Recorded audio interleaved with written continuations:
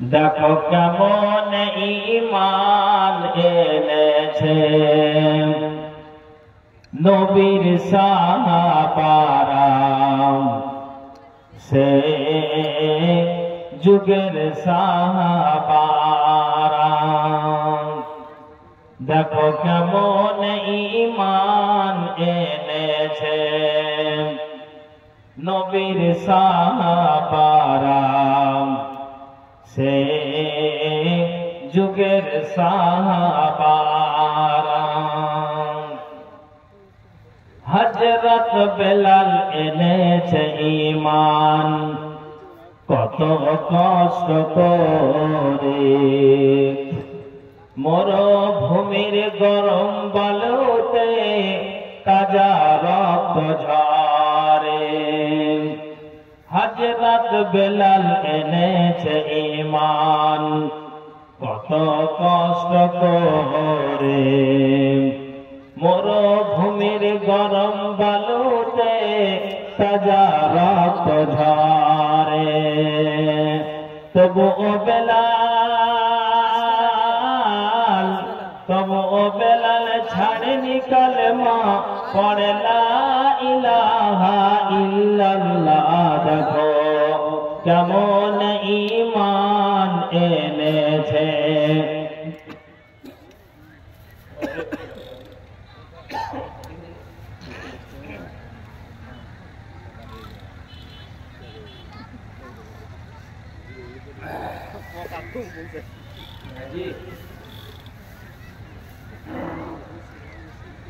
दो तीन का खेल में भाग खेल रहे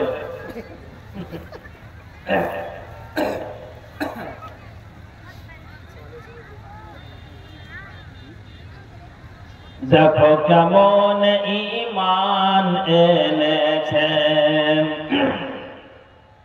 নবীর সাহাবারা, সে যুগের সাহাবারা। হযরত বেলাল এনেছে ঈমান কত কষ্ট করে, মরুভূমির গরম বালুতে তাজা রক্ত ঝরে। তবুও বেলাল ছাড়েনি কালেমা, পড়ে লা ইলাহা ইল্লাল্লাহ। দেখো কেমন ঈমান এনেছে নবীর সাহাবারা, সে যুগের সাহাবারা। হযরত খাব্বাব এনেছে ঈমান কত কষ্ট করে,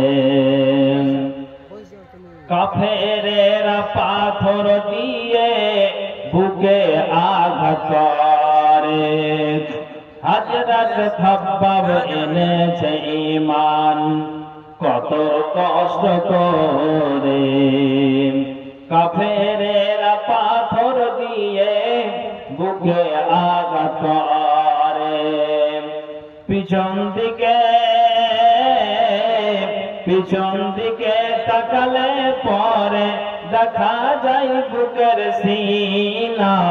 দেখো কেমন ঈমান এনেছে নবীর সাহাবারা, সে যুগের সাহাবারা। হযরত হানজালা এনেছে ঈমান কত কষ্ট করে, বিয়ের পরে প্রথম রাত্রে ছিল বাসর ঘরে। হযরত হানজালা এনেছে ঈমান কত কষ্ট করে, বিয়ের পরে প্রথম রাত্রে ছিল বাসর ঘরে। যুদ্ধের দামামা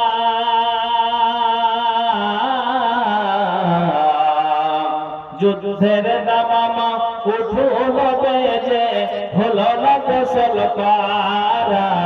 দেখো কেমন ঈমান এনেছে নবীর সাহাবারা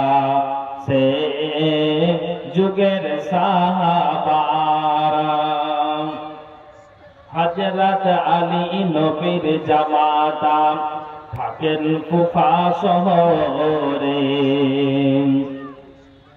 ফজরের নামাজ পড়ব বলে গেলেন আল্লাহর ঘরে হযরত আলী নবীর জামাতা ছিলেন থাকেন কুফা শহরে ফজরের নামাজ পড়ব বলে গেলেন আল্লাহর ঘরে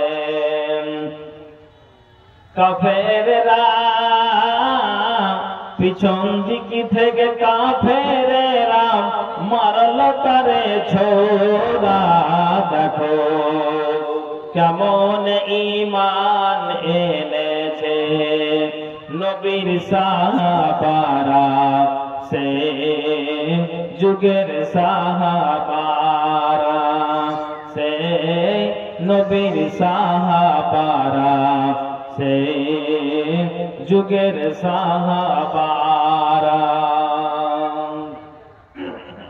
উপস্থিত কোরআন ও হাদিসের কর্ণধার ও মঞ্চে তেদারাই উপবিষ্ট যোগ্যতম সভাপতি মহাশয় এবং দূর দূরান্ত থেকে আগত তথাপি এলাকার সুপ্রিয় শ্রোতা মণ্ডলী সর্বত্রে মহান স্রষ্টার কৃতজ্ঞতা জ্ঞাপন করি যিনি আমাকে আপনাকে তিনাকে উনাকে একটি ইসলামী সভায় একত্রিত হওয়ার আল্লাহ তৌফিক দিয়েছেন তাই একটি মাত্র বাক্যের দ্বারা দিয়ে আমরা অভিনন্দন জানিয়ে থাকি মুহাব্বতের সাথে একটু প্রাণ খুলে বলে উঠুন আলহামদুলিল্লাহ তারপরে পরে যিনি ইসলামের পথ প্রদর্শক ইসলাম হিতাকাঙ্ক্ষী আকাঙ্ক্ষিত দ্বীনের ভিখারী লাস্ট প্রফেট নবী মুহাম্মদুর রাসূলুল্লাহ করুন সাল্লাল্লাহু আলাইহি ওয়াসাল্লাম শত কোটি দরুদ ও সালাম বর্ষিত হোক আল্লাহুম্মা সাল্লি আলাইহি আল্লাহুম্মা বারিক আলাইহি সুপ্রিয় শিক্ষিত সুধী মণ্ডলী আমি আপনাদের সম্মুখে আল্লাহর প্রতি হইতে কয়েকখানা আয়াত পরিবেশন করেছি ইনশাআল্লাহ আল্লাহ তাআলা যেন আমাকে বলার তথাপি আপনাদেরকে শ্রবণ করার এবং তার সাথে সাথে উভয়কে বক্তা ও শ্রোতা উভয়কে আল্লাহ আমল করার তৌফিক দিন একবার সকলে পড়ি আল্লাহুম্মা আমিন ভাই ও আমার বাপজানেরা যারা সামনে বসে আছেন আমি আপনাদেরকে একটু বিনয়ের সহিত একটা কথা বলবো এটা হলো দ্বীনি সভা কোরআন এবং হাদিসের আলোচনা আমার পরে আরো দুজন বক্তা আছেন তার মধ্যে যিনি আমাদের মালদা জেলার মানে সুনামধন্য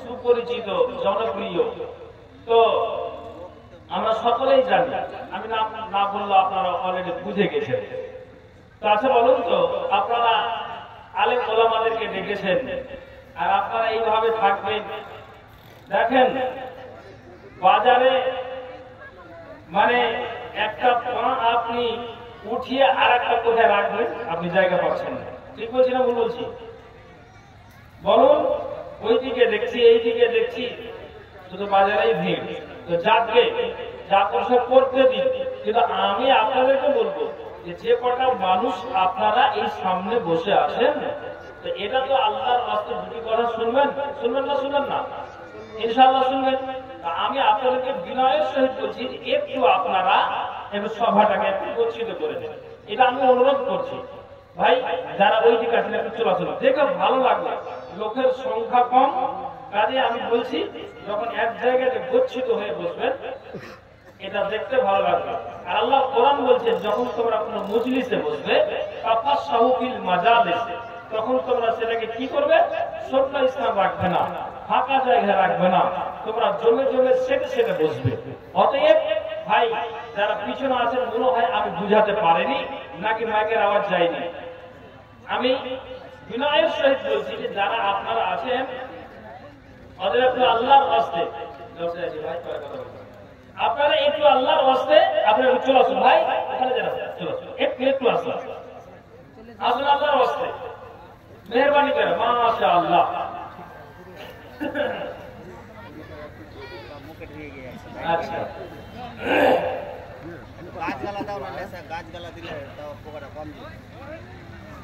আচ্ছা আচ্ছা ভাই বসে যান, তারপরে কিছু আলোচনা আপনাদের সম্মুখে শুনিয়ে দেওয়া যাক। ভাইজান, আমি একটা আয়াত পড়েছি, আল্লাহ বলছেন, ভালো করে শুনেন আর ভূমিকা লম্বা করবো না। মাশাআল্লাহ, এবার পড়েন তো ভাই আমার সাথে, সুবহানাল্লাহি ওয়া বিহামদিহি। আবার মুখে আওয়াজ হয় না নাকি? বল সুবহানাল্লাহি ওয়া বিহামদিহি সুবহানাল্লাহিল আযীম। আর একটু জোরে পড়েন দেখি, সুবহানাল্লাহি ওয়া বিহামদিহি সুবহানাল্লাহিল আযীম। এই যে সামনে এভাবে বসলেন তো কত ভালো লাগছে দেখেন তো। আরে লোক সংখ্যা কম হলো, দেখতে তো ভালো লাগছে। বসে আছেন, আমি মনে করি যে হাজারো মানুষ সামনে এখন বসে আছে। মাশাআল্লাহ, ছড়িয়ে ছিটিয়ে বসেছিলেন তো কেমনই একটা বুঝাচ্ছিল। যাক, আর মাতন আপনাদেরকে বলবো যে আপনারা আওয়াজটা বন্ধ করুন। চলুন এবার আগে বাড়ি। আল্লাহ তাআলা সূরা মুমিন, এটা 40 নম্বর সূরা 60 নম্বর আয়াতে আল্লাহ উল্লেখ করছেন। কি বলছেন? অবশ্যই যেই ব্যক্তিরা যারা কি করবে, ইস্তাগফিরুনা, তার মানে কি, যারাই কি করবে আমার ইবাদতে হঠকারী করে, অহংকারী করে, তারা কি করে, এক কথাই আমার ইবাদতে হঠকারী করে। আল্লাহ বলছেন যে যারা আমার ইবাদতে হঠকারী করে, যাহারা অহংকার বশত ইবাদতের ধার ধারে না, আল্লাহ বলছেন সায়াদখুলুনা জাহান্নাম, আমি তাদেরকে আমি জাহান্নাম খানাতে নিক্ষেপ করব, জাহান্নাম খানাতে প্রবেশ করাবো। আল্লাহ তাআলা বলছেন ওই আয়াতে যে সায়াদখুলুনা জাহান্নাম দাখিরিন, আল্লাহ জাহান্নামে যে প্রবেশ করাবে, আল্লাহ তাআলা আয়াতের শেষে বললেন দাখিরিন, তার মানে বেউজ্জতির সঙ্গে আল্লাহ জাহান্নাম খানাতে নিক্ষেপ করাবে। কেন? যেহেতু আমি আল্লাহর ইবাদতে কি করেছি, আমি ইবাদত করতে অস্বীকার করেছি, অহংকার বশত হাত বাদ করে আমি দুনিয়াতে চলেছি। ভাইজান, সুপ্রিয় এলাকাবাসী, একটু শুনুন। তাহলে যদি আমি পার্থিব জীবনে যদি আমি কি করি, দিন আর রাত কাটাই আল্লাহর ইবাদত ছাড়াই, তাহলে পরিণামটা কি হলো? আপনি উত্তরটা কি পেলেন? যে আল্লাহ তাআলা জাহান্নামে দিবে, বেইজ্জতির সঙ্গে আল্লাহ নিক্ষেপ করাবে। ভাইজান, বলতে অবাক লাগে, আফসোস লাগে। কি কথাটা যেটা বলতে চাইছি, যে একটা মানুষ তার বয়স মোটামুটি কাছাকাছি 36 থেকে 37 বছর, ওকে যখনই কোনো স্থানে, মার্কেটে কিংবা বাড়িতে বা আর কোথাও যখন তার সঙ্গে মুলাকাত হয়, সাক্ষাৎ হয়, ওকে জিজ্ঞেস করি, ভাই বয়স পেরিয়ে চলে যাচ্ছে, এটা ভাবিও না যে আমার জন্মের পর থেকে নিয়ে এখন বয়স 5 হলো, 10 হলো, 20 হলো, 25 হলো, 30 হলো, এখন তরুণ, এখন যুবক, আমি এখন ইয়ং জেনারেশনের ছেলে, এটা আপনি মনে করছেন। তো ভাই, মায়ের পেট থেকে জন্মের পর থেকে এটা তুমি মাথায় রাখো যে তোমার আয় সেদিন থেকে কমতে শুরু করে দিয়েছে। যেমন ওকে এইভাবেই বুঝালাম যে একটা মোমবাতিকে জ্বালাতে গেলে মোমবাতির আয়টা জ্বালানোর পর বাড়ে না, কমতে থাকে। ঠিক বলছি না ভুল বলছি? যখনই মোমবাতিকে জ্বালানো আপনি শুরু করলেন একটা দেশলাইয়ের কাঠি মেরে, ওই তার আয় কিন্তু কমতে শুরু করলো, বাড়ে না। তেমনি মায়ের পেট থেকে জন্মের পর থেকে আপনার একদিন একদিন করে করে আপনার কিন্তু আয়টা শেষ হতে শুরু হলো। তা আমি বলছি ভাই, নামাজটা পড়ো, তারপরও সকালে বলি, সন্ধ্যাতে দেখি যে মদের ভাত দিতে গিয়ে সেদিন কাটাই, মদের ভাতে গিয়ে মদ্যপান করে জীবনটা এইভাবে কাটিয়ে নামাজ তাকে ধরাতে পারেনি, ইবাদতে তাকে আনতে পারেনি। 37 বছরের মাথায় লোকটা এখন কবরে ঘুমিয়ে আছে। তাহলে যেই মানুষটাকে বলেছি তার বুকটাকে ও ফিরিয়ে নিয়েছে, যেই মানুষটাকে বলেছি যে অহংকার বশত কথাটাকে মেনে নিতে পারেনি, আল্লাহ তাআলা জবাব কি দিয়েছেন? সায়াদখুলুনা জাহান্নামা দাখিরিন, অবশ্যই আমি তাদেরকে কি করব, বেইজ্জতির সঙ্গে জাহান্নাম খানাতে নিক্ষেপ করাবো। তাহলে এখন আমাকে আর আপনাকে ভেবে নেওয়া উচিত যে আমার সময় আছে, আমি এই সময়টাকে কি করি, আখিরাতটাকে আমি যেন তৈরি করে নিই। আমার আখিরাতের পুঁজি যেন আমি এখন তৈরি করে যেন আমি কবরে যেতে পারি। তাহলে আপনাকে এখন থেকেই প্রস্তুতি নিতে হবে। আপনি এটা মনে করিয়েন না যে বয়স আমার কুড়ি হলো, এখন আমি তরুণ তুর্কি হয়ে আছি, এখন আমার গায়ে গরম আছে, তাহলে এখন আমি কোন জানের পারওয়া করি না, যা 50 বছর তারপরে দেখা যাবে। খবরদার, এটা যদি আপনার মন মানসিকতা বা এটা যদি আপনার মনের প্রাণে অন্তরে জেগে থাকে, তাহলে তাড়াতাড়ি করে এটা মুছে ফেলেন। সুপ্রিয় শ্রোতা মণ্ডলী, একটু ভাবনা চিন্তা করে দিন আর রাত কাটান। কেন আপনাকে বলি, একটু ভালো করে বুঝবেন, আমি আপনাকে বোঝানোর জন্য বলছি। হযরত ওমর রাদিয়াল্লাহু তাআলা আনহু উনি কোন একজন ব্যক্তির জানাজা আসছিলেন, জানাজা শুরু করেননি। এরই মধ্যে হুযায়ফা রাদিয়াল্লাহু তাআলা আনহু উনি বলছেন হযরত ওমরকে, ভাই ওমর, আপনাকে একটা কথা বলি, যেই মানুষটা এখন খাটলাতে শুয়ে আছে, যে মানুষটা মারা গিয়েছে, এই মানুষটার এই মাইয়াটার জানাজায় হাজির হয়েছে, কিন্তু আমি যেটা বলতে চাইছি, এই তার চরিত্রটা ভালো ছিল না, সে ছিল একজন মুনাফিক। অতএব মুনাফিকের নামাজ আপনি পড়াতে যে না। দেখেন, হযরত ওমর রাদিয়াল্লাহু তাআলা আনহুকে যখন এই কথা বললেন, তিনি থমকে দাঁড়িয়ে গেলেন। আমি আপনাকে বোঝানোর জন্য বলছি। উমর মনে মনে চিন্তা করলেন, হুযায়ফা বলছেন, হুযায়ফা, একটা কথা আমার জিজ্ঞেস করার ছিল। কি কথা জিজ্ঞেস করার ছিল? আল্লাহ পাকের রাসূল তিনি দুনিয়া ছেড়েছেন, তিনি আমাদের মাঝে নাই, তিনি মারা গিয়েছেন। আমি যেটা প্রশ্ন করি হুযায়ফা, আল্লাহ রাসূল একটা দুইটা করে করে তোমাকে যে 40টা মুনাফিকের নাম তোমাকে যে লিস্টটা দিয়ে গিয়েছে, তালিকাটা দিয়ে গিয়েছে, ওই তালিকাতে কি উমরের নামটা আছে? ঠিক যেন হুযায়ফা বলছেন যে না না না উমর গো, এই 40টার যে নাম পাওয়া গিয়েছে বা আমার কাছে আছে, কিন্তু এই 40টার মধ্যে আপনার নাম উল্লেখ নাই। তার মানে আমি আপনাকে যেটা বলতে চাইছি, আল্লাহ তাআলা রাসূল নবী মুহাম্মদুর রাসূলুল্লাহ পড়ুন একবার সাল্লাল্লাহু আলাইহি ওয়াসাল্লাম, তিনি বলেছেন যে আশারে মুবাশশিরার ভিতরে যার নামটা নবীজি দ্বিতীয় নাম্বারে উল্লেখ করেছেন, তিনি হচ্ছেন হযরত ওমর। অথচ তিনি নিজে জেনে নিতে চাইছেন যে 40টা মুনাফিকের নাম হুযায়ফাকে দেওয়া হয়েছে, তো ওর ভিতরে আমার নামটাকে ঢোকানো আছে। কেননা যদি এই নামটার ভিতরে 40টার ভিতরে আমার নামটা আছে, তাহলে কিয়ামতের দিন হযরত ওমর বরবাদ হয়ে যাবে। 50,000 বছরের দিনটা একটা ভয়াবহ দিন, কঠিন দিন। ওই দিনে ওমর যেন বেইজ্জত হয়ে যাবে। কাজেই যেন আমি এটা জেনে নিতে চাইছি। সুবহানাল্লাহ, চিন্তা করে দেখেন তো, আশারে মুবাশশিরার ভিতরে তিনি একজন, তারপরও তিনি যেন তিনার এই কথাটাকে নিয়ে তিনি যেন ভাবতে শুরু করে দিয়েছিলেন দুনিয়ার মানুষের, তাহলে এরা যদি জান্নাতি হয়েও যদি তারা এইভাবে দিন আর রাত আপনার চিন্তা করে কাটায়, তাহলে আমরা পাপী, আমরা গুনাহগার।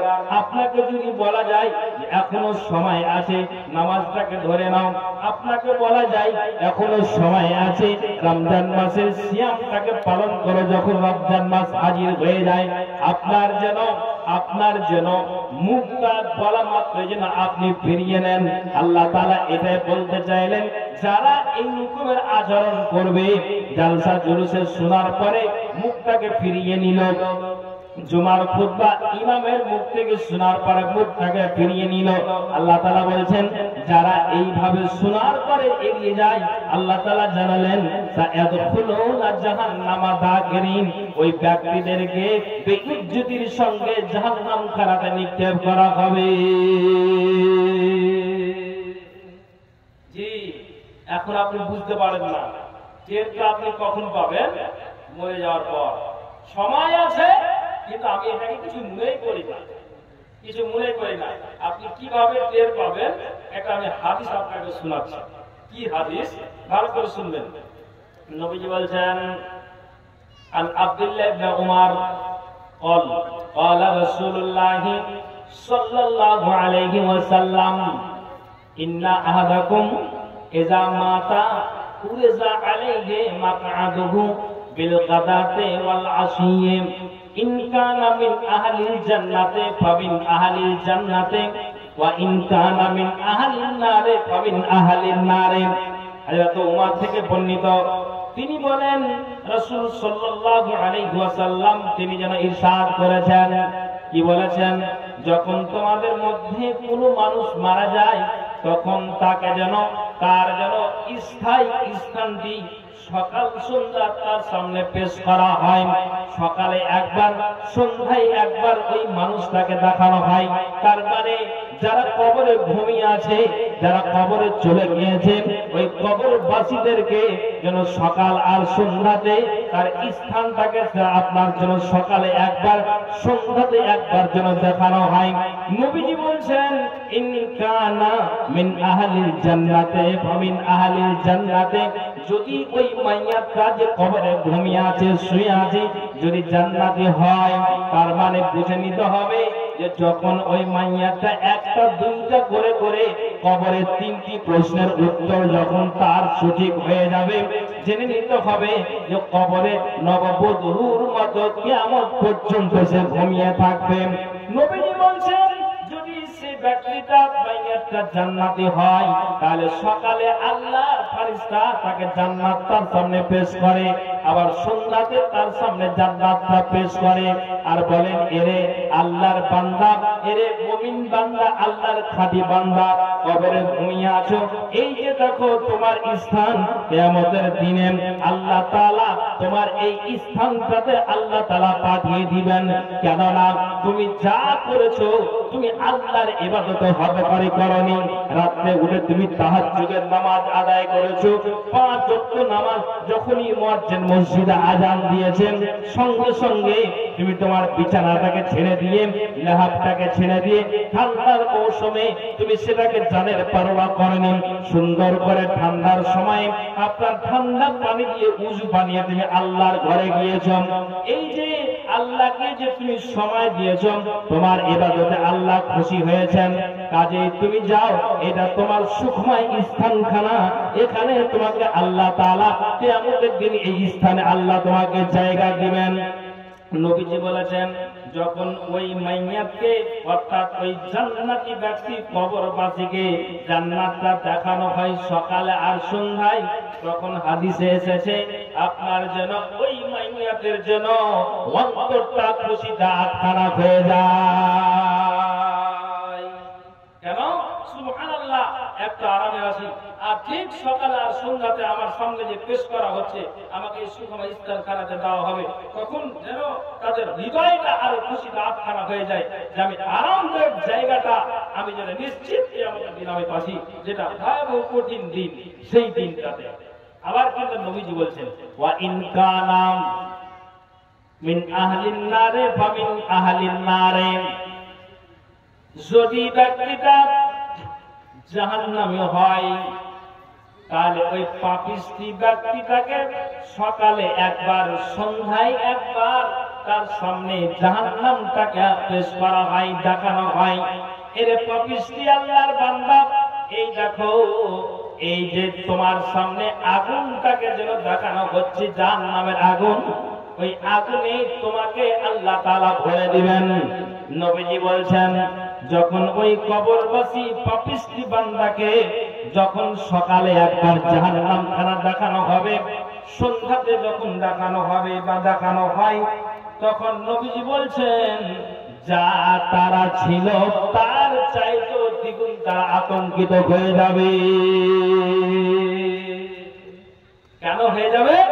যে আল্লাহু আকবার, এরকম একটা কঠিন জায়গাতে আমার স্থান, যে আমাকে কিয়ামতের দিনে হিসাব ক্লিয়ার হয়ে যাওয়ার পরে আমি এখানেই বুঝতে পারলাম যে আমাকে সে লাল ঘরে যেতে হবে।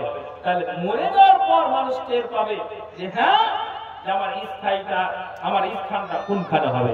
ভাইজান, তাহলে এখন আমার আল্লাহ তাআলা জ্ঞান দিয়ে রেখেছেন, যথেষ্ট আল্লাহ তাআলা জ্ঞানবান বুদ্ধিমান ব্যক্তি, তাহলে আমরা যদি এইভাবে দিন আর রাত কাটাই, ইবাদতের ধার যদি নাই ধারি, তাহলে আপনি বলুন কিয়ামতের দিন আমাদের প্রতিফলটা কি হবে, কি হবে? আপনি চিন্তা করুন।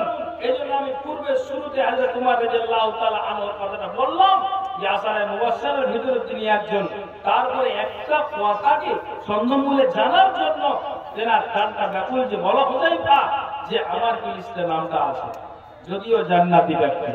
সুবহানাল্লাহ। তাহলে আমরা পাপী গুনাহগার, আমরা তাহলে কোন জায়গায় দাঁড়িয়ে আছি?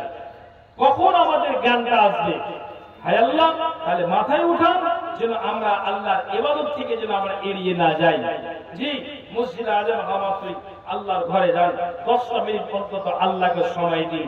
তারপরে আপনার দুনিয়ার কোনো কাজ আছে, আপনার পরিবারের সংসারের কাজ আছে, আবার এইসব কাজে আপনি যুক্ত হয়ে যান। কিন্তু আল্লাহর ইবাদত ছাড়া খবরদার পা বাড়ালে কিয়ামতের দিন আমাকে আর আপনাকে ওই লজ্জিত লাঞ্ছিত অবস্থাতেই আমাকে আর আপনাকে বসবাস করতে হবে। কেন? নবীজি বলছেন, আদি ইবনে হাতিম থেকে হাদিসটি বর্ণিত, আল্লাহ পাক রাসূল বলছেন, মা মিনকুম মিন আহাদিন ইল্লা সায়ুকাল্লামুহু রাব্বুহু লাইসা বাইনাহু ওয়া বাইনাহু তারজুমানুন। ঠিক আল্লাহ পাক রাসূল বলছেন, আল্লাহ এবং বান্দা যেন কথা বলাবলি হবে, আল্লাহ বান্দার সাথে কথা বলবেন, বান্দা আল্লাহর সাথে কথা বলবেন, মাঝখানে কোনো দোবাজি থাকবে না, পর্দা থাকবে না।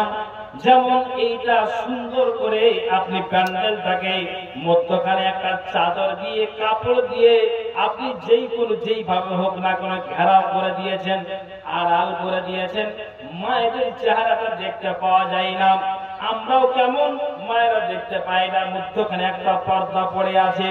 ঠিক নবীজি বলছেন যে আল্লাহর সাথে বান্দার কথা হবে, কিন্তু মাঝখানে কোনো দোবাজি থাকবে না, কোনো পর্দা থাকবে না। নবীজি বলছেন, কিন্তু ওই বান্দাটা দাঁড়িয়ে থেকে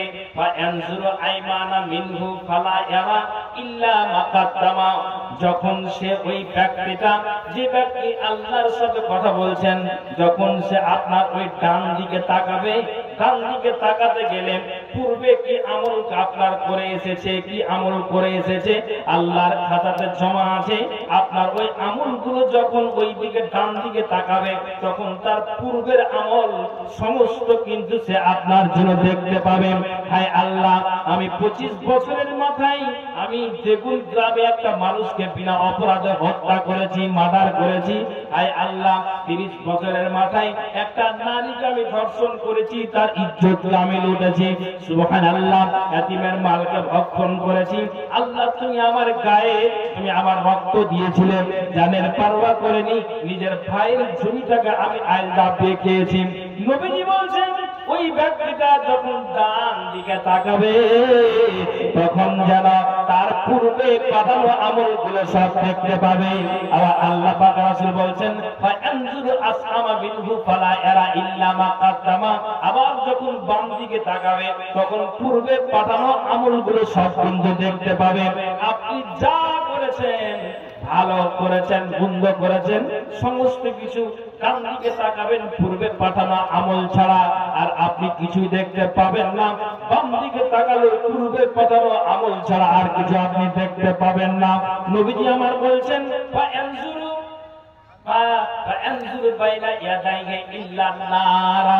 আবার যখন ওই ব্যক্তির সামনের দিকে তাকাবে, তখন যেন জাহান্নামের আগুনটা তার সামনে থাকবে। ডান দিকে তাকাবে, তার আমল ছাড়া দেখতে পাবে না। বাম দিকে তাকাবে, আমল ছাড়া দেখতে পাবে না। সামনে তাকাবে, কিন্তু ওই জাহান্নামের আগুন ছাড়া আর কিছু দেখতে পাবে না। কাজী নবীজি বলছেন, ফাত্তাকুন নারা ওয়ালাউ বিশিক্কি তামারাতিন। এজন্য নবীজি বলছেন, শোনো, তোমাদেরকে বলা হচ্ছে যে, জানিয়ে দেওয়া হচ্ছে যে খেজুরের টুকরার বিনিময় হলেও তোমরা জাহান্নাম থেকে বাঁচার চেষ্টা করো। এবার বলো সুবহানাল্লাহ। তো ভাইজান, যেদিন হাসরের দিন আমরা জমা হব, পূর্বে পাঠানো আমল দেখতে পাবো। তাহলে আপনি বলুন, সমস্ত কিছু টোটাল কথাটা আপনি জেনে যাচ্ছেন, তাহলে আপনার মগজ উঠে না কেন? কেন মগজে উঠে না? কেন উঠে না আপনি বলুন? কখন আপনার মগজ ঘুরবে, আপনার মাথাটা ঘুরবে? আপনি বলুন। আপনাকে আমি এটা বুঝাতে চাইছি, আপনাকে বলতে চাইছি। সুবহানাল্লাহ। একটু চিন্তা করুন, একটু ভাবুন যে আমরা কোন জায়গায় দাঁড়িয়ে আছি, কোনখানে আছি। যে আল্লাহ, যে আপনার তো অন্তত এটা মগজে করা দরকার যে আল্লাহ জি এতদিন যা করেছি না, আল্লাহ জীবন আর অন্যায়তে যাব না। আল্লাহ আপনি আমার জীবনে ভুল ত্রুটি ক্ষমা। আপনি বলেছেন যদি বলে হ্যাঁ বলছি, ভালো, আলহামদুলিল্লাহ, ভালো কথা, ভালো কথা। আচ্ছা, আপনাকে আমি একটা কথা বলি, আমার সাথে একটু কথা বলবেন। জীবনে আল্লাহ পাকের রাসূল কোনদিন মানুষকে কাউকে কোনদিন মানে ধোঁকা দিয়ে কথা বলেছেন? কেন না বলবেন আপনি বলুন, একটু বলুন। কথা বলছেন নাকি? খরচ পার হয়ে গেলে ভাই লেগেছে নাকি? হ্যাঁ বলছি, কোনদিন মানুষকে ধোঁকা দিয়েছে আল্লাহ রাসূল? হ্যাঁ না বলবেন? কোনদিন জানি একটু হ্যাঁ না জোরে বলবেন। যায়নি। মানুষকে মিথ্যা কথা বলেছেন কোনদিন? না, বলেনি। আচ্ছা, এবার আপনাকে আমি বলি, তিনি হচ্ছেন শেষ নবী জনাবে মুহাম্মদুর রাসূলুল্লাহ। এটা আওয়াজ দিয়ে পড়ুন সাল্লাল্লাহু আলাইহি ওয়াসাল্লাম। সেই নবীজি আব্দুল্লাহ ইবনে সিদ্দিক বলছেন, আতাইতু রাসূলুল্লাহি সাল্লাল্লাহু আলাইহি ওয়াসাল্লাম, আমি জনাব নবীজির দরবারে আসলাম, নবীজির কাছে আসলাম। তো আমি দেখলাম ওহুয়া ইউসাল্লি, আল্লাহ পাকের রাসূল তিনি নামাজে আপনার রত আছেন, তিনি নামাজ পড়ছেন। আর আমি আব্দুল্লাহ ইবনে সিদ্দিক ওই মতো অবস্থায় রাসূলের কাছে হাজির হয়েছি, নবীজি নামাজ পড়ছেন। কিন্তু আপনাকে বলি, এরে পৃথিবীর মানুষ, একটু কান খুলে শুনবেন। আব্দুল্লাহ ইবনে সিদ্দিক বলছেন, নবীজি নামাজে রত আছেন, কিন্তু আমি ওই নামাজ পড়া দেখে আমি নবীজির পিছন দিকে একটু সরে দাঁড়িয়ে গেলাম। কিন্তু আমি যেন নবীজির কাছ থেকে একটা আওয়াজ পাচ্ছি, নবীজি বলছেন, ঠিক যেন আব্দুল্লাহ ইবনে সিদ্দিক বলছেন, আমি পিছনে দাঁড়িয়ে আছি আর নবীজির যেন পেট থেকে আপনার ওই ফুটন্ত পানি, যেমন মা বোনেরা ভাত রান্না করতে গেলে যেমন ওই ভাতের পানিটা কেমন টকটক করে ফুটে, তেমনি যেন আব্দুল্লাহ ইবনে সিদ্দিক বলছেন যে আল্লাহর ভয়ে আল্লাহ রাসূলের পেট থেকে ওই ফুটন্ত ডেকচির পানির মতো শব্দ বের হচ্ছে। একবার জোরে বলুন সুবহানাল্লাহ। ঈমানের পথে অবিচল থেকে আমার মরণ যেন হয়, ঈমানের পথে অবিচল থেকে আমার মরণ যেন হয়। তোমারই কাছে মিনতি আমার, তোমারই কাছে মিনতি আমার, ও গো দয়াময়।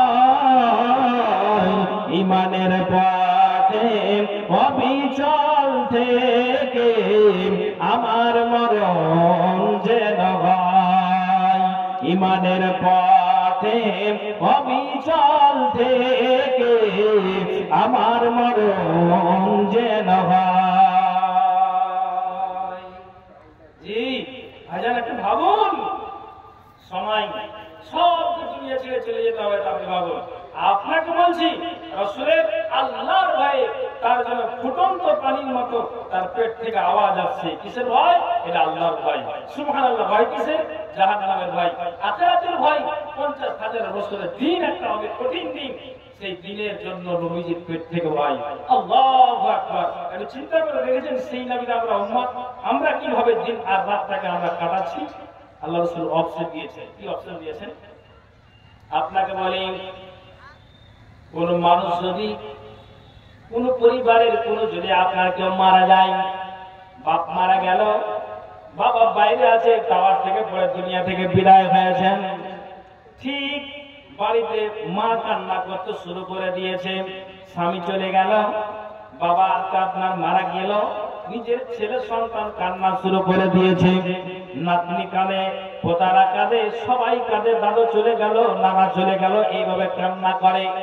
এখন যদি আপনাকে জিজ্ঞেস করা হয় যে আপনার চোখ দিয়ে এইভাবে জলটা বইছে কেন? তখন আপনি উত্তর দিবেন যে আমার জলটা এই জন্য বইছে যে আমার আব্বা দুনিয়া থেকে বিদায় হয়েছে। যদি বিবিকে জিজ্ঞেস করা যায় কেন কাঁদো, না তো আমার স্বামী দুনিয়া থেকে বিদায় হয়েছে। যদি নাতনিকে জিজ্ঞেস করা যায় কেন কাঁদো, না তো বলবে যে আমার নানা দুনিয়া থেকে বিদায় হয়েছে। তাহলে কারণটা বুঝতে পারলেন কেন কান্না করেন?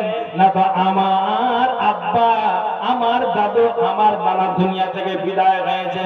কিন্তু নবীজি বলছেন ওয়া আন আবি হুরায়রা রাদিয়াল্লাহু তাআলা আনহু قال رسول الله সাল্লাল্লাহু আলাইহি ওয়াসাল্লাম, আবু হুরায়রা থেকে বর্ণিত, নবীজি বলছেন লা ইয়ালজুন নারা রাজুলুন বা'তা মিন খাশিয়াতিল্লাহ। আল্লাহ পাক রাসূল বলছেন শুনে রাখো, এটা দুনিয়ার কান্না নয়, কোন মায়ের জন্য বাবার জন্য কান্না নয়, কোন মুসিবতের জন্য কান্না নয়। যদি কোন ব্যক্তি আল্লাহর ভয়ে তার দুই চোখ দিয়ে যদি জল তাকে বাইয়ে দেয়, আল্লাহর ভয়ে যদি তার চোখ দিয়ে পানি চলে আসে, তাহলে আল্লাহ রাসূল বলছেন ওই ব্যক্তিটাকে জাহান্নামের আগুন স্পর্শ করবে না। একবার জোরে বলেন সুবহানাল্লাহ, বলেন না সুবহানাল্লাহ। যদি আল্লাহর ভয়ে বলবেন না একজন নারা রাজুলুন বাকা মিন খাশিয়াতিল্লাহ, জাহান্নামের আগুন স্পর্শ করবে না যদি আল্লাহর ভয়ে ব্যক্তিটা কেঁদে দিতে পারে বা আল্লাহর ভয়ে যদি কাঁদে, তাহলে সত্যি এই জাহান্নাম আমাদেরকে গ্রাস করবে না। পৃথিবীর মানুষ একটু চিন্তা করে রাখুন। আপনার বলবেন আপনি মৌলানা এইটা কঠিন দিন, কি এমন একটা দিন হবে, কত বড় ভয়াবহ দিন হবে, কি হবে, এই হবে সে। আপনি একটু চিন্তা করে রাখুন। দিন আর রাত কাজ আপনি পা ফেলছেন, আপনার মগজে সদা সর্বদা, আমার মগজে সদা সর্বদা এই চিন্তাটা আছে। কি চিন্তা আপনি বলেন তো? আমি যে পাটাকে ফেলছি, কালকে আমাকে কোন জায়গায় যেতে হবে কাজের জন্য। কেন? যদি একদিন যদি আমি কাজ না করি, সংসার মেনটেন করা আমার পক্ষে অসম্ভব হয়ে যায়। চিন্তাটা আপনার গেল, সারাদিন আমি লেবারি করি কিংবা মিস্ত্রি করি, আমার 700-800 টাকা আমি দিন পাই, ওটা টাকা নিয়েছে আমি সংসারটাকে মেনটেন করি। তাহলে দিনটা কাটলো আপনার সংসারের চিন্তাতে। নবীজি বলছেন, আল্লাহ বলছেন তার ভিতর থেকে 10টা মিনিট করে 15টা মিনিট করে বাছাই করে আল্লাহকে সময় দাও। সারাদিন তুমি তোমার পরিবারের জন্য চিন্তা করে দিনটা কাটিয়েছো, কিন্তু তার ভিতর থেকে 10টা মিনিট করে বেছে নাও। আর বেছে নিয়ে আখিরাতটাকে তুমি যেন তৈরি করো, আখিরাতটাকে তুমি বানিয়ে নাও। নবীজি বলছেন শুনে রাখো, সেই দিন এমন হয়ে যাবে, সেই দিন কেউ কারোর খোঁজ আপনার নেবে না। আল্লাহ তাআলা কোরআনের ভিতরে জানিয়ে দিয়েছেন, আউযু বিল্লাহি মিনাশ শাইতানির রাজিম, ইয়াওমা লা ইয়ানফাউ মালুন ওয়ালা বানুন ইল্লা মান আতাল্লাহা বিকলবিন সালিম ওয়া উযলিফাতিল জান্নাতু লিল মুত্তাকিন ওয়া বুররিজাতিল জাহিম লিল গাবিন। পৃথিবীর মানুষ ঠিক যেন আল্লাহ কোরআনে বলছেন, আপনি মনে মনে ভাববেন আমি আমার যেন দুটি সন্তান, আমি সন্ততি ছেলে মেয়ে আমি দুনিয়াতে ছেড়ে গিয়েছি, আমার কাজে আসবে। নবীজি বলছেন, আল্লাহ কোরআন বলছেন না, ইয়াউমা লা ইয়ানফাউ মালুন ওয়ালা বানুন, সেদিন ধন সম্পদ সন্তান সন্ততি কিছুই কাজে আসবে না, ইল্লা মান আতাল্লাহা বিকলবিন সালিম, যারা আল্লাহর কাছে অন্তঃকরণ বিশুদ্ধ অন্তঃকরণ নিয়ে হাজির হবে, পরিষ্কার দিল নিয়ে হাজির হবে। এক কথা বিশুদ্ধ অন্তর নিয়ে যারা আল্লাহর কাছে হাজির হবে তারাই হবে কামিয়াব। আল্লাহর কোরআন বলছেন, যদি ওই ব্যক্তিটা সত্যি সত্যি আল্লাহর ইবাদতে দিন আর রাত কাটিয়ে যদি আল্লাহর দরবারে হাজির হতে পারে, আল্লাহ তোমার ইবাদতে খুশি হয়েছে, আমার ইবাদতে খুশি হয়েছে, আল্লাহ বান্দার ইবাদতে খুশি হয়েছে। ঠিক যেন আল্লাহ বলছেন, আল্লাহ খুশি হয়ে যাওয়ার কারণে কিয়ামতের দিনে ওয়া উযলিফাতিল জান্নাতু লিল মুত্তাকিন ওই বান্দার সম্মুখে একবারে নিকটে যেন আল্লাহ তাআলা জান্নাত থেকে হাজির করে দিবেন। তারপরে আল্লাহ তাআলা বলছেন, যদি আমি ইবাদত থেকে ছিটকে যাই, আমি ইবাদতের ধার ধারি না, আমি যেন আল্লাহর কথাকে আমি এড়িয়ে চলি, নবীর বিধানটাকে আমি এড়িয়ে চলি। আল্লাহ তাআলা বলেছেন, এই যারা এইভাবে বিধানটাকে এড়িয়ে চলে, জালসা জুলুসে যখন আলোচনা করা হয়, তখন বলার পরে যখন আপনার ঠিক যেন জালসার সভাটা শেষ হয়ে যায়, তারপরে যখন জিজ্ঞেস করা যায় মসজিদে আযান হলো, ফজরের সময় হয়ে গেল, মুয়াজ্জিন আযান দিচ্ছে, এবার আপনি ঘুমিয়ে থাকলেন, তার মানে বুঝে নিতে হবে আপনি 4 ঘন্টা 5 ঘন্টা ধরে যা আপনি বক্তব্য শোনার পরে ফজরের ঘুমটা আপনি ভাঙাতে পারলেন না। আল্লাহ তাআলা বলছেন, যারা এইভাবে আমার ইবাদতে হটকারি করে দিন আর রাত কাটায়, আল্লাহ তাআলা জানিয়ে দিলেন, ওয়া বুরজাতিল জাহিম লিল গাবিন, ওই বান্দার সম্মুখে আল্লাহর জাহান্নাম খানা হাজির করা হবে। ভাইজান, একটু ভেবেছেন যে আমি কিভাবে দিন আর রাতটা আমি কাটাচ্ছি? আল্লাহু আকবার। একটু ভাবুন, চিন্তা করুন যে আজ আছি, কাল আমাদেরকে দুনিয়া ছেড়ে চলে যেতে হবে। আমি আপনাকে একটা কথা আমি আপনাকে বলছি যে একজন ব্যক্তি, আমাদের মালদা জেলার একজন কোন ব্যক্তির কথা আপনাকে বলছি, কোন একজন ব্যক্তি আপনার ওই গুজরাটে চাকরি করছিল। 2036 বাচ্চারা চাকরিটা সে রিটায়ার করতো, তো তাকে অফিসার বলে দিয়েছে, তোমাকে দাড়িকে পুরো একবারে কেটে দিতে হবে আর হেয়ার স্টাইলে থাকতে হবে। শুনো, এখানে যা নিয়ম নীতি বলা হবে সেইভাবেই চলবে। বলছে, মৌলানা নামাজ পড়ি তো খুব চুপে সারে, খুব কঠিন, খুব কষ্ট হয়, তারপরেও কিন্তু যেইভাবে হোক না কেন আল্লাহ ইবাদতে 10 মিনিট একটু চুপে সারার সময় দিয়ে দিই। কিন্তু যখন অফিসার দেখে নাই, তখন কিন্তু পুরো একটা চাপ সৃষ্টি হয়ে যায়। একজন বড় মাপের আলেমকে জানতে গিয়েছিলেন এটা কি করা যায়। মাওলানা সরাসরি বলেন, একটা উপায়, যদি আখিরাতটাকে বানাতে চাও তাহলে আমি তোমাকে এটাই কথা বলবো, তুমি চাকরি ছেড়ে দাও, তাছাড়া কোনো গতি নাই। বলছে, মাওলানা যদি আখিরাতটাকে যদি বানাবার জন্য আমাকে দুনিয়া ছাড়তে হয়, চাকরি ছাড়তে হয়, তবুও আমি রাজি, কিন্তু আমি আখিরাত বরবাদ করব না। আমি 60-65 হাজার টাকা মাইনে পাই, ঠিক আছে মাওলানা, কিন্তু আমার এই টাকা দেখতে গিয়ে, আমার সুখের, আমার জিন্দেগি এটা দেখতে গিয়ে যদি আমার আখিরাত বরবাদ হয়, তাহলে কিন্তু আমি চাকরি ছাড়তেও রাজি আছি, কিন্তু আমি আখিরাত বরবাদ করতে রাজি নই। একবার জোরে বলুন সুবহানাল্লাহ, বলুন সুবহানাল্লাহ। তাহলে পৃথিবীতে ভালো মানুষ আছে, এবার যারা চাকরি ছেড়ে দিয়েছে, এখন বর্তমানে হজ আর উমরার কাজে যুক্ত আছে। হাজিদেরকে আপনার যাকে বলা হয় মুআল্লিম, এখন মুআল্লিম হয়েছে, তিনি এখন হাজি উঠাচ্ছেন, নিয়ে যাচ্ছেন, উমরাও তো আপনার নিয়ে যাচ্ছেন। সুবহানাল্লাহ, বেশ লম্বা দাড়ি ছেড়ে দিয়েছে। আর এইবার বলছে, মাওলানা শুধু এই আল্লাহর এক কথাই, আমি আখিরাতটাকে আমি সুখী বানাতে চাই, যেখানে আমাদেরকে চিরস্থায়ী আমাদের থাকতে হবে, বসবাস করতে হবে, সেই জায়গাটাকে যদি বরবাদ করি আর ক্ষণস্থায়ী দুনিয়াতে মাত্র 60 থেকে 70 বছরের জিন্দেগানি, এই জিন্দেগানিটাকে যদি আমি সুখের বানিয়ে আমি রং রস করে যদি আমি জীবনটাকে কাটাই, তাহলে যেখানে চিরস্থায়ী আমাদের থাকতে হবে, আমার থাকতে হবে, তা আমি ওই চিরস্থায়ী জায়গাটাকে আমি বরবাদ করতে চাই না, বরং আমি এখানে দুঃখ আর সুখ দুটোকে মিলিয়ে আমি আখিরাতের আমি পুঁজি বানাতে চাইছি।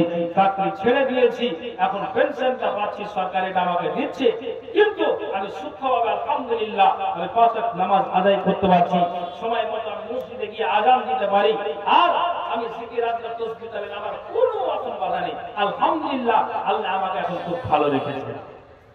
তাহলে জ্ঞান করুন, একটা মানুষ যদি 70,000 টাকা ছেড়ে চলে আসতে পারে আখিরাতটাকে বানানোর জন্য, আপনি কত টাকা মালিক বলুন? কিসে আপনাকে এড়িয়ে রেখেছে? কখন আপনার মগজে উঠবে, আপনার কখন জ্ঞানটা উঠবে? একটু চিন্তা করুন যে সেটা কত কঠিন দিন। এই জন্য আল্লাহ তাআলা বলছেন, আউযু বিল্লাহি মিনাশ শাইতানির রাজিম, ইন্নাল্লাযীনা ইস্তাকবিরুনা আন ইবাদাতি সায়াদখুলুনা জাহান্নামা দাখিরিন। আল্লাহ বলছেন, এবার যে ব্যক্তিরা অবশ্যই যারা আমার ইবাদতে হঠকারী করে সায়াদখুলুনা জাহান্নাম, আমি অবশ্যই তাদেরকে জাহান্নাম খারাতে নিক্ষেপ করাবো। দাকিরিন, আমি তাদেরকে বেইজ্জতির সঙ্গে আমি তাদেরকে জাহান্নাম খারাতে নিক্ষেপ করাবো।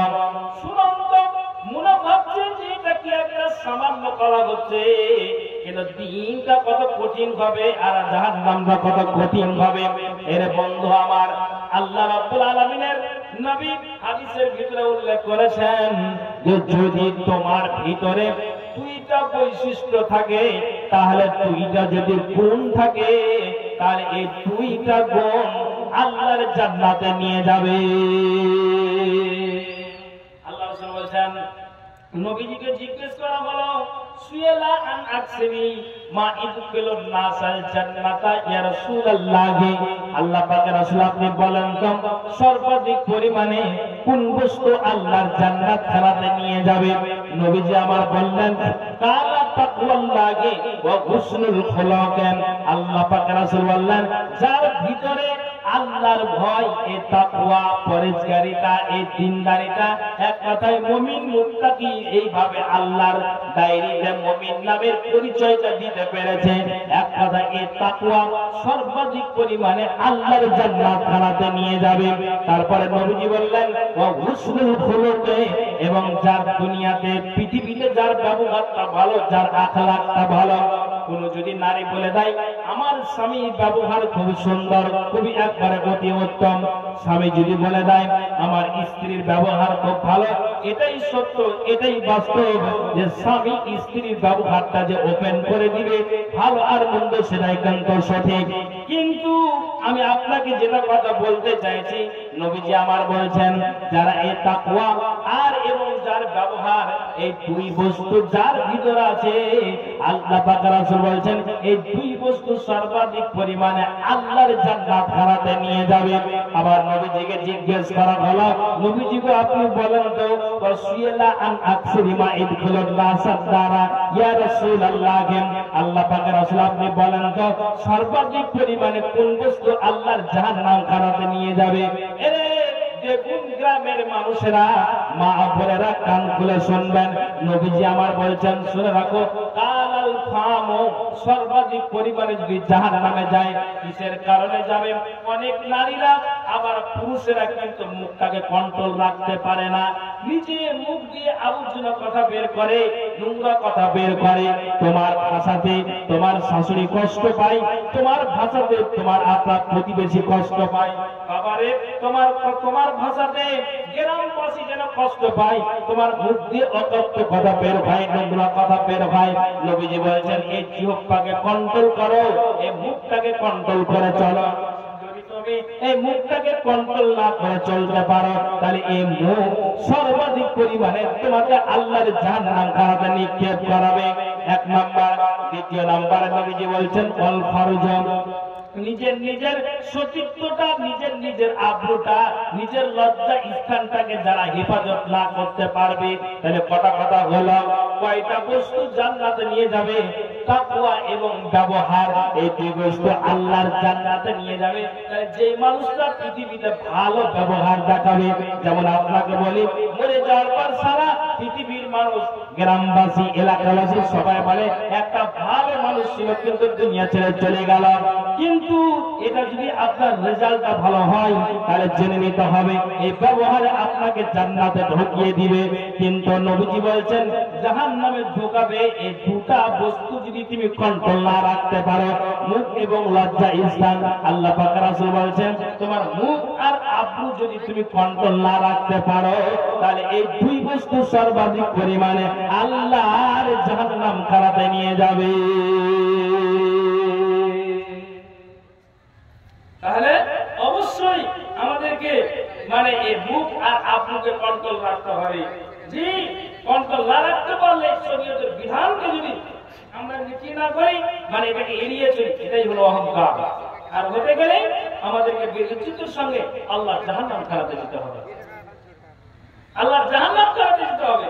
ভাইরা একটু ভাবুন, চিন্তা করুন আমরা কোনখানে আছি গো? কয়দিন বাঁচবো? কয়দিন বাঁচবেন? দুনিয়া ছেড়ে সবাইকে চলে যেতে হবে, কেউ আমরা থাকবো না। পৃথিবীতে সবাইকে যেতে হবে। আল্লাহর কাছে দোয়া করি, আল্লাহ তুমি আমাদের সকলকে এই যে কোরআন এবং হাদিসের আলোচনা শোনার পর আমাদেরকে তুমি আল্লাহ কি করো, বুঝার তুমি তৌফিক দান করো, আমরা যেন সঠিকভাবে আমলটা করতে পারি। আল্লাহ তুমি সেই তৌফিকটা আমাদের দিতে দাও, আমাদের ভিতরে ঈমান দাও। আল্লাহ ঈমানের ভোল্টেজটাকে আল্লাহ বৃদ্ধি করো। একবার আওয়াজে বলুন আল্লাহুম্মা আমিন। বলুন না ভাই, আল্লাহুম্মা আমিন, আল্লাহুম্মা আমিন। একটা কথা বলি ভাই, এটা হলো মহিলা মাদ্রাসা। আবার মনিরুল ভাই বলতে শুনলাম যে নাকি তিনি মানে এবছর তিনি হেফজের ব্যবস্থা করেছেন। মাশাআল্লাহ, এগুলো হলো সাদকায়ে জারিয়া। তাহলে তিনি যেই হিফজ মানে 30টা পারাকে আপনার আল্লাহর যে কোরআন, আল্লাহর পুঁথি, এই 30টা পারা যারা হাফেজ তারা মুকাম্মাল কোরআনটাকে মুখস্থ করে সিনাই তারা ওই 30টা পারাকে নিয়ে থাকে। তো এটা হেফজের ব্যবস্থা উনি করেছেন আমার মনিরুল ভাই। আমি আপনাকে বলবো ভাই যে একটা কথা বলি, এই যে মা বোনেরা যে আপনার পর্দার আড়ালে আছেন, একটা শুধু আপনার হাদিসের জন্য ভালো করে শুনবেন। স্বামীর সাথে আপনার হুনাইনের যুদ্ধতে রুমাইসা নামক একজন নারী, তিনি কিন্তু খঞ্জর নিয়ে দাঁড়িয়ে আছেন। ভালো করে শুনবেন, খঞ্জর নিয়ে দাঁড়িয়ে আছেন স্বামীর সাথে হুনাইনের যুদ্ধতে। আমি এটা কথা বলে একটু বুঝাতে চাইছি, মা বলে একটু খেয়াল করে শুনবেন। আল্লাহ পাকের রাসূলের নজরে পড়ে গেল যে রুমাইসা নামক এই নারী তিনি কি করছেন, খঞ্জর নিয়ে, একটা খঞ্জর নিয়ে যেন তিনি দাঁড়িয়ে আছেন। আল্লাহ বলছেন, রুমাইসা তোমার হাতে করে খঞ্জর, তুমি তো একটা মহিলা মানুষ। সুবহানাল্লাহ, উত্তরটা কত সুন্দর। তিনি রুমাইসা বললেন, নবীজি গো, নারী হতে গেলে কি হবে? কেউ যদি আমার ইসলামের কোরআনের বিরোধিতা করে, কেউ যদি হাদিসের বিরোধিতা করে, এক কথায় শরীয়তের উল্টা করে, তোমার যদি বিরোধিতা করে, আল্লাহর যদি বিরোধিতা করে, তাহলে আমি এই খঞ্জরটা নিয়ে আসি। কোন দুশমন যদি আমার চোখের সামনে পড়ে যায়, তাহলে আমি এই খঞ্জরের দ্বারা দিয়ে আমি তার বুকটাকে চিরে দিব, পেটটাকে আমি ফেলে দিব। কিন্তু নবীজি গো, আমার চোখের সামনে একটা শরীয়তের উল্টা কাজ হবে, অপরাধ হবে, আমি রুমাইসা মহিলা এটা কখনো মেনে নিতে পারি না। সুবহানাল্লাহ, হুনাইনের যুদ্ধে এই নারী খঞ্জর নিয়ে দাঁড়িয়েছিলেন। কি বললেন? কোন দুশমনকে পেতে গেলে আল্লাহ পাকের রাসূল আমি তার বুকটাকে ছিঁড়ে দিব। এখন আমি বুঝাতে চাইছি, দ্বীনকে বাঁচানোর জন্য একজন নারীও সজাগ। এবার এর মানে আরো আমি ইতিহাসগুলো আছে, তা আমি শুধু এটাকে একটু ইঙ্গিত ইশারা করলাম। তাহলে যেই নারী কোরআনকে বাঁচানোর জন্য, যেই নারী দ্বীনে ইসলামকে বাঁচানোর জন্য তিনি প্রস্তুত, যে আমি যদি কোন দুশমনের হাতে মরে যাই শহীদ, মরবো শহীদ, আমি শহীদের মর্যাদা পাবো। সুবহানাল্লাহ, সেই নারী খঞ্জর নিয়ে দাঁড়িয়ে আছেন হুনাইনের যুদ্ধতে। তাহলে যদি এত বড় একটা নারী একটা দুশমনকে পাবে বলে যে না পেতে গেলে তাকে ছিঁড়ে দিবে শুধু আখিরাতটাকে বানানোর জন্য, যাতে করে আখিরাত আমাদের বরবাদ না হয়, তাহলে এই মাদ্রাসা খুলে রেখেছেন। এটা আপনাদের ভাগ্য, আপনাদের সৌভাগ্য। সত্যি একটা মাদ্রাসা খুলে রেখেছেন, মানে এটা বিশাল ব্যাপার। তাহলে আপনাদেরকে আমাদেরকে আমি বলছি না যে আপনারা সবাই মানে মাদ্রাসাতে এসে আপনারা কি করবেন, বলছি যে আপনি 1 লক্ষ টাকা দিয়ে সহযোগিতা করুন, 2 লক্ষ টাকা দিয়ে মাদ্রাসায় সহযোগিতা করুন, আমি এটা নয়। আমি নারীর কথা বলে বোঝাতে চাইছি, যদি এইভাবে দিনটাকে বাঁচানোর জন্য একটা প্রচেষ্টা থাকে, তাহলে মাদ্রাসা বাঁচানোর জন্য একটা অর্থের দরকার আছে। তাহলে আপনারা অর্থের হাতটাকে, আপনার জন্য দানের হাতটাকে আপনাদের বাড়িয়ে দিতে হবে। আপনাদেরই মানে ওসিলাতে জারিয়াতে ইনশাআল্লাহ আল্লাহ তাআলা চালিয়ে দিবেন, যেহেতু এখানে হাফেজ কোরআন এবং আপনার বারাত মাদ্রাসা। কাজে আমি আপনাদেরকে বলতে চাইছি যে এখানে আমি কোনো নারীকে আর এই পুরুষকে দেখতে চাইছি কে আছেন, যে আমি মুনিদার শ্বশুর নজরুল ডাক্তার, উনি 2000 টাকা দিয়েছেন আলহামদুলিল্লাহ। ইকবালপুর থেকে আচ্ছা শফিকুল বেকার উনি 1000 টাকা দিয়েছেন আলহামদুলিল্লাহ। আল্লাহ জিয়াসা জানছে, আল্লাহ দান দিয়েছেন, মনে বসার উদ্দেশ্য করুন। তো ভাই অনেক কথা আছে। মহিলারা 1790, যদি আমি মা বোনের কাছে এটা আশা রাখছি যে আমি থাকাকালীন 5000 টাকা ইনশাআল্লাহ হবে। এটা ধরে ইনশাআল্লাহ বাবুদের কাছ থেকে 5000 টাকা পাবো। ভাইজান আমি যেটা বলতে চাইছি কি যে মহিলার কাছে আমি বলতে চাইছি যে যেখানে আসির মামা উনি 500 টাকা দিয়েছেন আলহামদুলিল্লাহ। আর যেখানে এই মহিলারা আছেন আমি বলবো যে মহিলারা একটু চাদরটা ধরো। ভাইজান আপনাদেরকে বলছি যে অন্তত 1000 টাকা এই নারীকে দেখেন হনায়ের যুদ্ধতে তিনি খন্ড নিয়ে পীর মুজাহিদের মতো দাঁড়িয়ে আছেন। আর আমি শুধু সহযোগিতা যে মাদ্রাসার জন্য বেশি না 1000 2000 5000 টাকা করি। তাহলে আপনাকে বলছি এখানে কয়েকটা কলম 2000 আর 1500 এসেছে। আমি আপনাদেরকে বলছি সামনে যে কটা মানুষ বসে আছেন একটু আল্লাহর ওয়াস্তে যদি কি করেন 1000 টাকা করে টাকা মাদ্রাসার জন্য যদি একটু মুক্ত হস্তে দান করেন ইনশাআল্লাহ আপনার জন্য খাস করে আমি যেখানেই যাব একটু দোয়া করব। একটু আল্লাহর রাস্তা আসুন না কোন আল্লাহর বান্দা আছে 500 টাকা হলেও আমি ইনশাআল্লাহ শুধু এই মাদ্রাসার জন্য হাত টাকা বাড়িয়ে দিয়েছি। কাজে আপনারা একটু আসবেন এসে এই মাদ্রাসাকে একটু সহযোগিতা করবেন। একটু আল্লাহর রাস্তা আসুন কোন আল্লাহর বান্দা আছে 500 টাকা হলে 5টা কলম দেখতে চাইছি। বলেন মাওলানা তো আমার কাছে নেই। আপনি নেই তো আপনি লিখিয়ে দিন ইনশাআল্লাহ এটা পরে হয়ে যাবে। আপনি লিখে দিন বাবা আমি আপনাদেরকে বলবো যে আল্লাহর রাস্তায় ওই চাবিগুলো ধরে একটু কালেকশনটা করে নিন। এটা আল্লাহর রাস্তায় কালেকশনটা করুন আল্লাহর রাস্তায় করুন। যে যে যে মেয়েদেরকে দায়িত্ব দেওয়া আছে একটু চাদরটা নিয়ে পুরো প্যান্ডেলটা একটু ঘুরে যাও। জি তাড়াতাড়ি করে আর গোস্তের ব্যবস্থা করে পুরো 2000 টাকা দিয়েছেন আলহামদুলিল্লাহ। আল্লাহ যে আশা দান দিয়েছে মনের বাসনা উদ্দেশ্য আল্লাহ তুমি পূরণ করো। কি আশা দান দিয়েছে মাওলা জানি না, তুমি মনের উদ্দেশ্য আল্লাহ তুমি পূরণ করো। আমিন সুম্মা আমিন।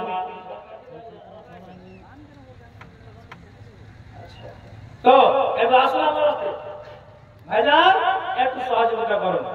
আল্লাহ এই যে আপনার জন্য এই তিনই মাদ্রাসা দ্বীনি প্রতিষ্ঠান যেখানে আপনাদের একটা মানে এটা একটা মানে খুবই যেন একটা সুযোগ বা আপনাদের ভাগ্য যেহেতু এখানে হিফজের ব্যবস্থাটা হয়ে গেল। অতএব আপনাদের ছেলেদেরকে মাদ্রাসায় হিফজে দিয়ে কি করবেন কোরআনটা শিক্ষা দেওয়া হবে, কোরআন শিক্ষা দেওয়া হবে। অতএব আপনারা আসলে একটু আল্লাহর রাস্তায় আমি আপনাদের বলছি 1000 হোক 500 200 100 হলেও আমি মাদ্রাসার জন্য একটু হাত থেকে একটু বাড়াচ্ছি। আপনারাও দাঁড়ান হাত থেকে একটু বাড়িয়ে দিন। জি আসুন আল্লাহর রাস্তা আসুন মেহেরবানি করে একটু আসুন মেহেরবানি করে। ভাইজান এটা তো নিব তো একটু মুসাফা করে না আমি দিয়ে দিয়েছি যেটা দিয়ে শুনেন না চলে যান না শুনেন আপনার চেহারাটা নিতে পারেছি কিছু দিতে পারবে না চেহারা তো দেখলে হয় না সব সময় শুনেন না চলে যান।